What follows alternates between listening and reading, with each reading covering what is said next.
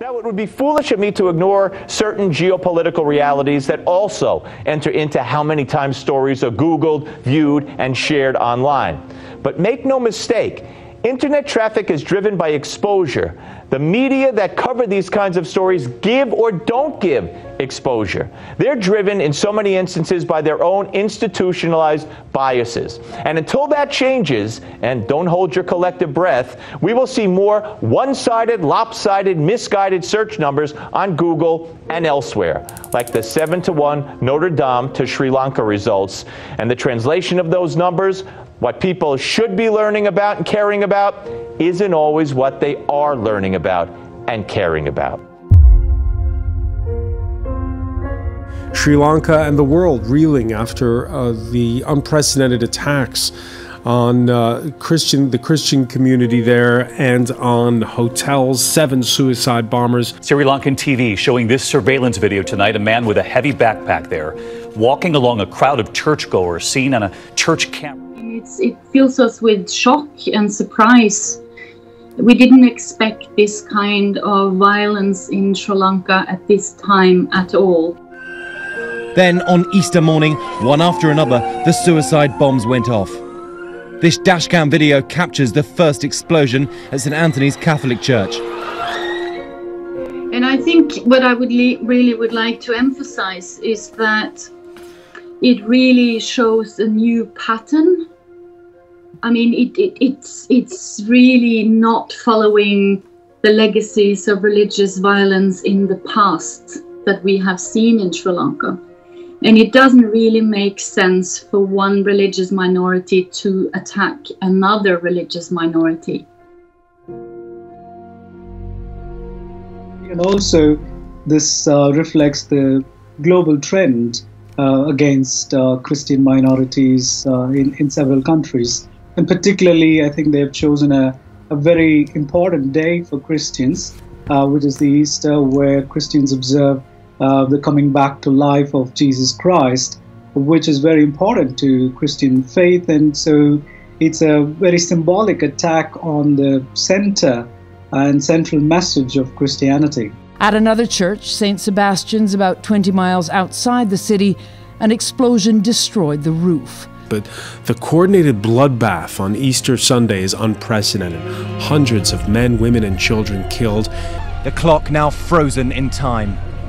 Around that same time, a man with a backpack seen on security cameras approaching St. Sebastian's Church in nearby Negumbo. Investigators poring over these images broadcast on Sri Lankan TV, the man weaving through the crowd. Another camera inside the church showing him pass behind the worshippers. He's reportedly one of the bombers. And moments later, the weapon detonates. Reverend Anderson, you spoke of this global trend, but does it come as a surprise? Of course, it's shocking, but does it come as a surprise given that there are simmering ethnic and religious tensions in Sri Lanka and have been even in the aftermath of the civil conflict a decade ago? Not at all. I think just to put this attack in perspective, I think there has been a series of attacks against religious minorities, both Muslims and Christians in Sri Lanka. And particularly Christians have been targeted in the past year or so.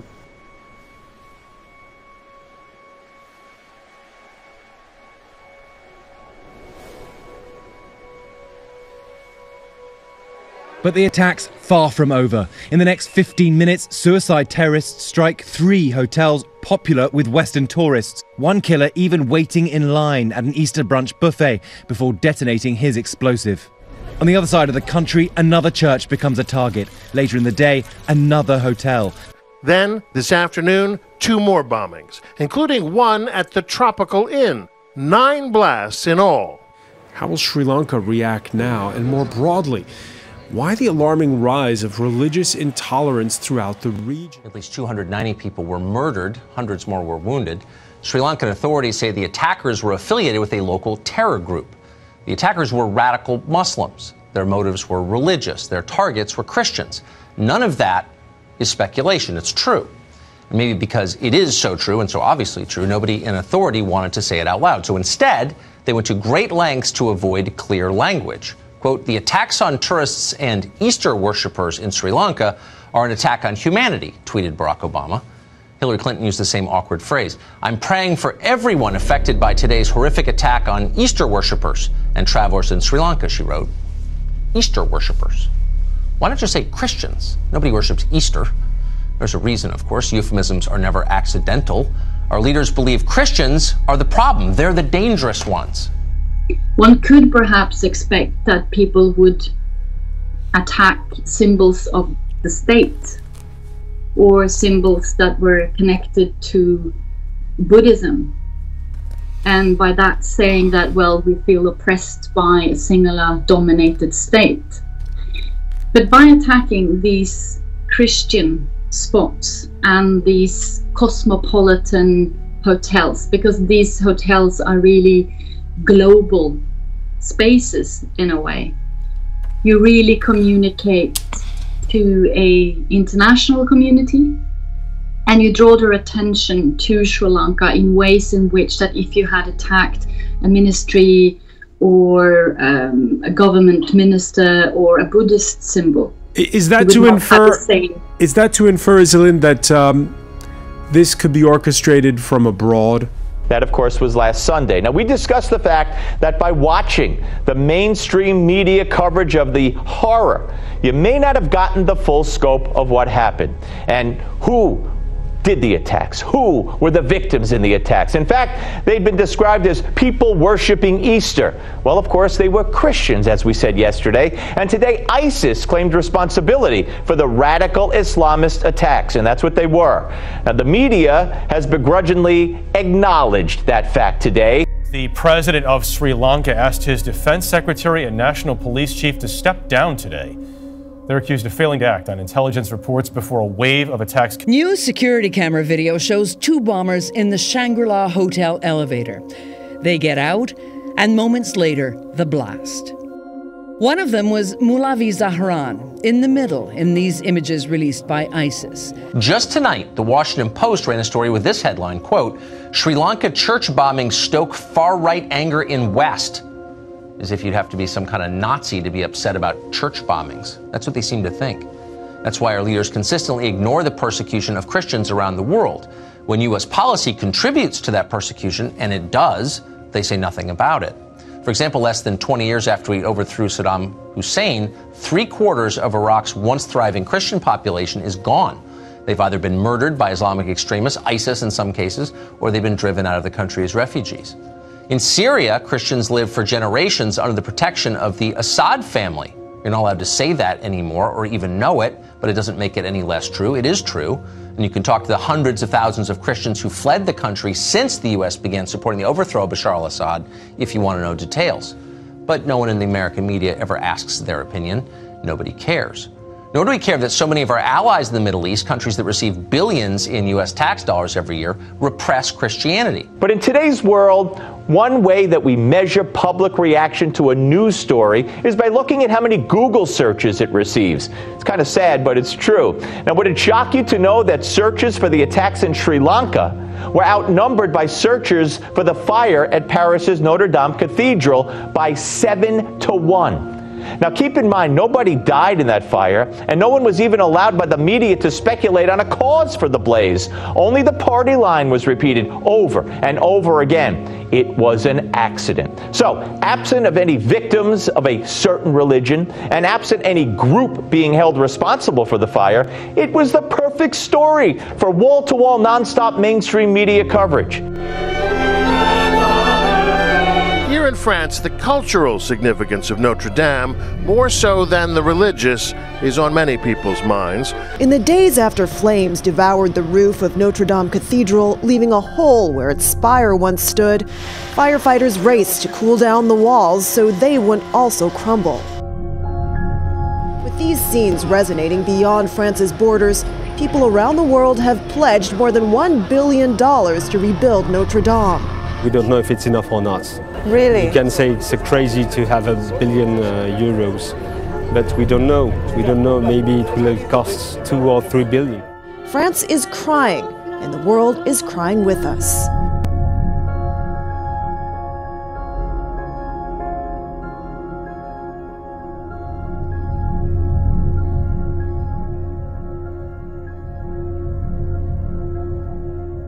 billion euros. That's an extraordinary amount of money to come in so quickly. 180 just to renovate it when they were in the midst of that. Yeah. So, a lot.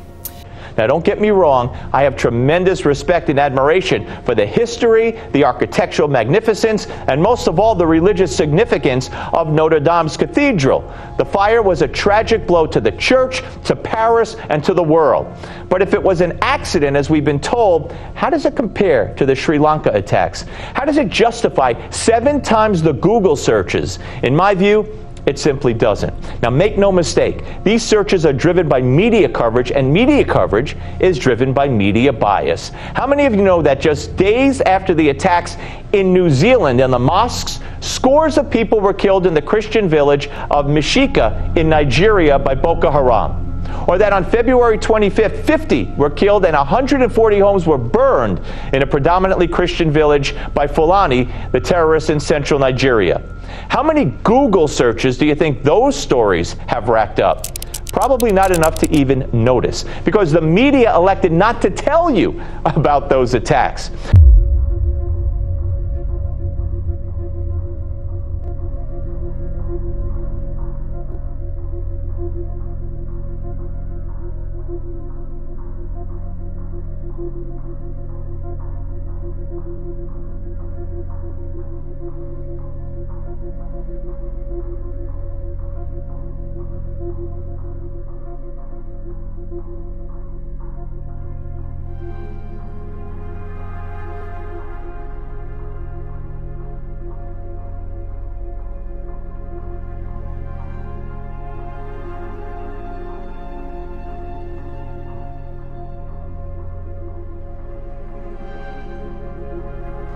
But right now in Afghanistan, converting to Christianity carries a death sentence if you're a Muslim. The same is true in Saudi Arabia and the UAE, both countries backed by the United States. In Egypt, conversion is legally restricted, and while it doesn't carry a death sentence, polls show that most of the public in Egypt wishes it did. So where's our State Department in all this? Our State Department, which spends a lot of time looking out for the human rights of people in countries you can't pronounce. They ignore it.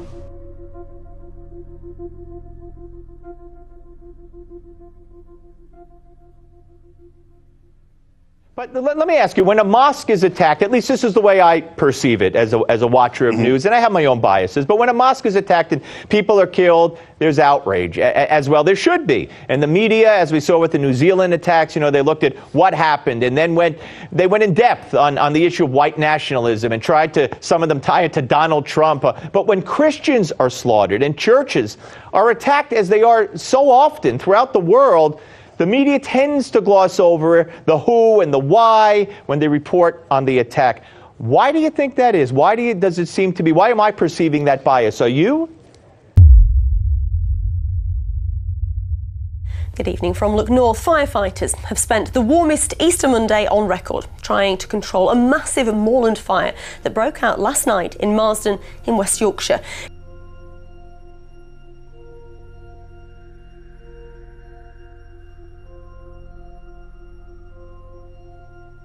This is the 6th fire on this stretch of moorland since the beginning of the year.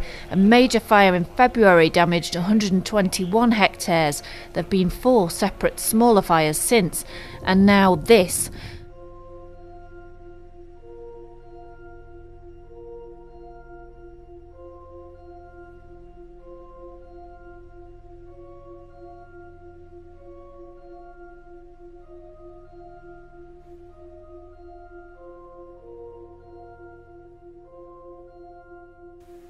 G.K. Chesterton once responded to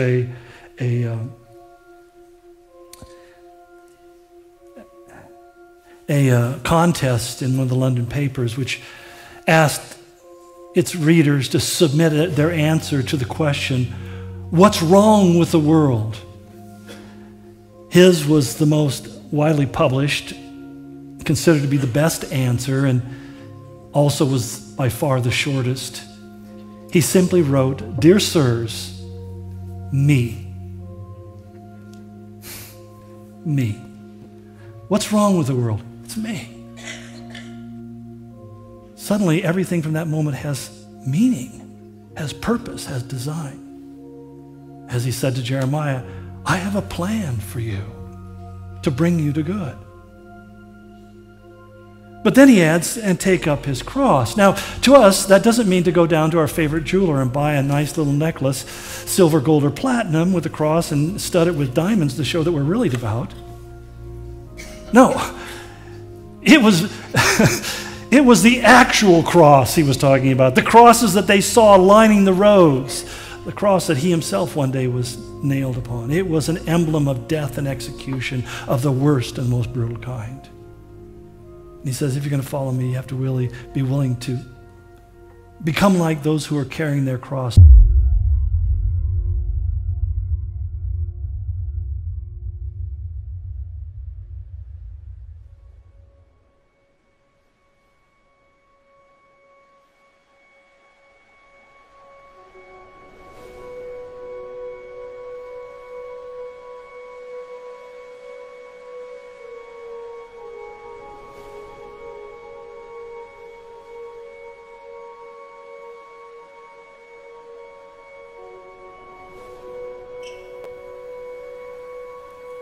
He then gives us a simple warning. He says, for whoever wants to save his life must lose it.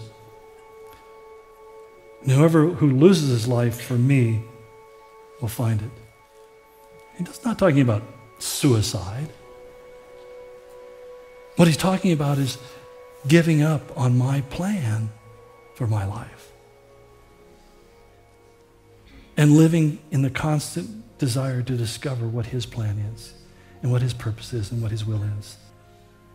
You see, Chesterton was a devout follower of Jesus, and he understood that it's my sin that ruins not only my life, but the lives of other people that I allow my sin to touch.